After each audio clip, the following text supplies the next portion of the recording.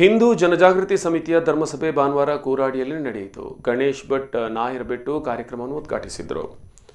ಈ ಸಂದರ್ಭ ವಿಜಯಕುಮಾರ್ ಮಾತನಾಡಿ, ಮುಸಲ್ಮಾನ ಭಯೋತ್ಪಾದಕರು ಕಾಶ್ಮೀರದಲ್ಲಿ ಮಾತ್ರ ಅಲ್ಲ, ಇದೀಗ ನಮ್ಮ ಸುತ್ತಮುತ್ತ ಕೂಡ ಇದ್ದಾರೆ. 157 ಕ್ರೈಸ್ತ ದೇಶಗಳು, 52 ಮುಸಲ್ಮಾನ ದೇಶಗಳಿದ್ದು ಇಲ್ಲಿ ಅವರವರ ಧರ್ಮದ ಕಾನೂನು ಇದೆ. ಆದರೆ ಹಿಂದೂಗಳಿಗೆ ಪ್ರಪಂಚದಲ್ಲಿರುವುದು ಏಕಮಾತ್ರ ದೇಶ ಭಾರತವಾಗಿದ್ದು ಇಲ್ಲಿ ಇತರ ಧರ್ಮದವರಿಗೆ ಅವರವರ ಧರ್ಮದ ಶಿಕ್ಷಣ ನೀಡಲು ಅವಕಾಶ ಇದೆ.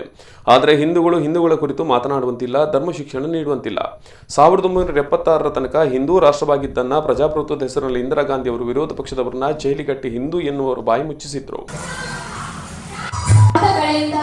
ಅದರ ಮೇಲೆ ಬಂದಿರುವ ಕಳಂಕವು ದೂರವಾಗಿ ಚೈತನ್ಯಮಯ ಧರ್ಮಾಧಿಷ್ಠಿತ ಹಿಂದೂ ರಾಷ್ಟ್ರದ ಸ್ಥಾಪನೆ ಮಾಡಲು ಪ್ರತಿಯೊಬ್ಬ ಹಿಂದೂ ಬಾಂಧವನಿಗೂ ಪ್ರೇರಣೆ ಸಿಗಲಿ.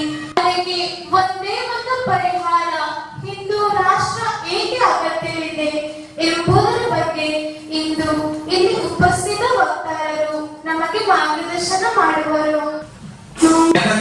ಒಂದೇ ಒಂದು ರಾಷ್ಟ್ರಕ್ಕೆ ನಾವು ಹೋಗ್ಲಿಕ್ಕೆ ಏನಾದರೂ ಕ್ರೈಸ್ತರಿಗೆ ಏನಾದರೂ ಅನ್ಯಾಯ ಅಂತ ಹೇಳಿದ್ರೆ ಅವರಿಗೆ 157 ದೇಶದವರು ಅವರನ್ನು ಕರೀತಾರೆ. ನಮ್ಮ ದೇಶಕ್ಕೆ ಬಂದಿದ್ದಾರೆ.